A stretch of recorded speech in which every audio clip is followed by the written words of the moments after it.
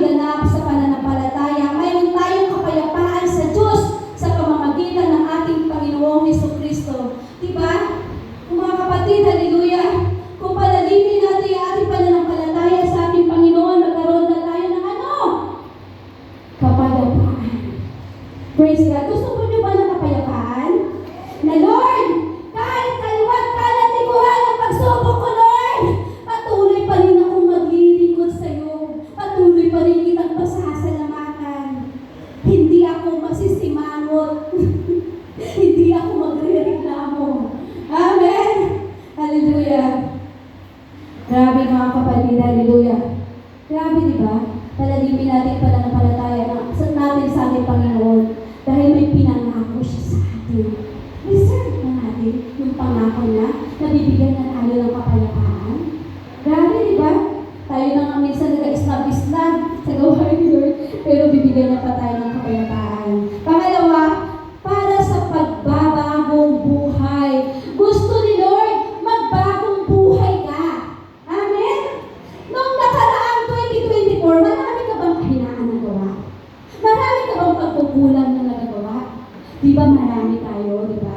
Pero gusto ni Lord ngayon na magkaroon tayo ng pagbabagong buhay. Sabi na sa 2 Corinto chapter 5 verse 17.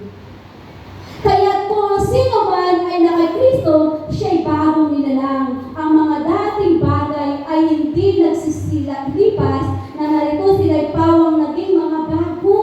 Amen. Pag tinanggap mo na si Lord at tinanggap mo yung pangako niya, dapat may nagbabago sa iyo. Ang sabi nga, ang buhay ng Kristiyano, lagi kong sinishare dito, pabuti ng pabuti, paganda ng paganda, payaman ng payaman. Nararamdaman ba natin yun? Na Lord, kahit wala kaming pera, hindi naman yung kayamanan pinansyal lang. Diba? Mas maganda yung kayamanan mo spiritual. Amen? Hindi nabibili ang buhay natin. Amen? Ng pera. Hindi nabibili yung kaligtasan natin ng pera. Amen? Kung puno ka ng spiritual, mga kapatid, kaliwat, kanan, likuran, ang pagsubok mo, nakapag-share ka pa sa iba. Amen? Alam mo mga kapatid, noong 31, na sobrang broken hearted ako, sobrang sakit na nararamdaman ko mga kapatid. Shinare ko pa kung gaano kabuti ang Diyos. Amen? Hindi na naman ako ginagamit sa lugar na ito mga kapatid, sa Paranaque at sa Batangas mga kapatid.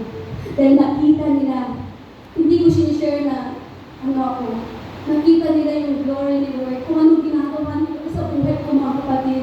Kahit hindi mo sabihin sa tao mga kapatid, makikita nila. Si Brother John mga kapatid, kung hindi na nakita, hallelujah, yung pagbabago ko, hindi siya magbago. Amen? Kaya mga kapatid, hallelujah, ipakita natin mga kapatid, yung pagbabago unang-una sa ating sarili, bago natin tabuhin yung iba. Hallelujah. Jesus, alam mo mga kapatid, lagi ko pinag-pray, Lord, tulungan mo pa ako na maging the best pa akong magulang. Amen? Para maranasan din ang anak ko. Kaya mga kapatid, bawat isa sa atin, may kanya-kanyang kakulangan, may kanya-kanyang kahinaan. Pero hindi natin mamahalin yung kakulangan at kakahinaan natin pagkos ilapit natin sa ating Panginoon. Amen? Kapatid, may gusto ka ba baguhin sa buhay mo? Or sa tingin mo, okay lang? Okay lang, Lord, makasimba ako. Okay lang, Lord, hindi. Ninilisay pa ng puso natin, mga kapatid. Hallelujah. Na Lord, 2025 na. Lagi na akong lalapit sa iyo. Lord, 2025 na. Walang mga youth dito na gumagawa na nag-handle ng kabataan. Mga youth, taas na kamay.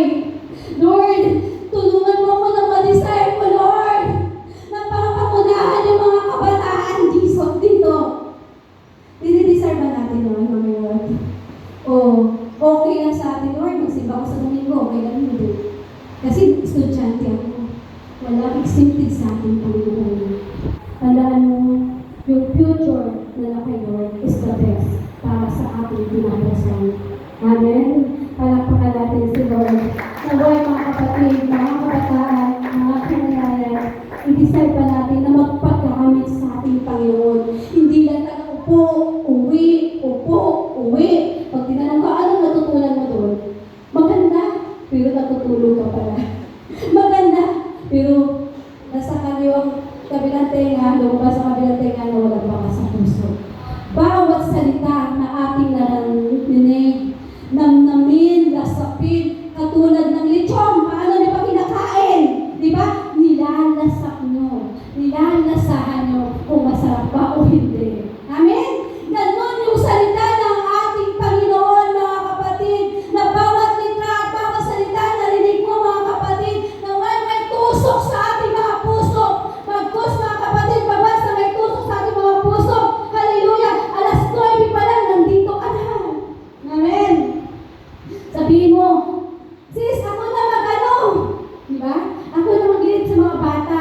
Alam mo, mga kapatid, ka-announcement kami na every Saturday dapat may gawain tayo sa mga bata.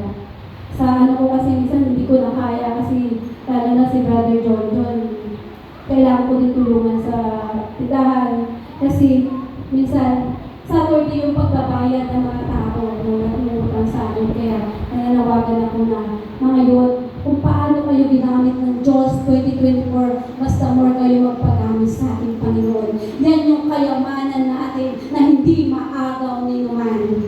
Amen? Hallelujah. Sabi sa Ephesians chapter 4, verse 24, at kayo'y mga bihis ng bagong pagkatao na ayon sa Diyos ay nilalang sa katwiran at sa kabanalan ng katotohanan. So, ang ibig sabihin, mga kapatid, yung ginawa mo noong 2024, hallelujah, hindi mo na dadalhin sa 2025. Lahat ng kapalpakan mo noong 2024, mga kapatid, dapat mawala na yun this 2025. Kaya ba natin hindi na iinom? Kaya ba natin hindi na maninigarilyo? Hallelujah! Praise God! I love you. Matubag sa langit na mahal ng Diyos. Kaya ba natin maglingkod sa Diyos? Kaya ba natin pumunta sa prayer meeting kahit gabi? Hallelujah! Kaya nag-amin, narinig kayo ni Lord. Ayan, praise God. Hallelujah. Kaya mga kapatid, hallelujah, paalala ng Diyos, awat na, tigilan na natin mga kapatid, hallelujah, alalahanin natin, hallelujah, ang ibinigay ng Diyos na buhay sa atin para maligtas lang tayo. Ano ba ang gagawin natin sa kaligtasan na binibigay ng Diyos sa atin? Amen. Ano bang ginawa mo kay Lord Jesus Christ? Diba? Deserve ba natin? Hallelujah. Yung mabuhay tayo na hindi binabayaran. Praise God.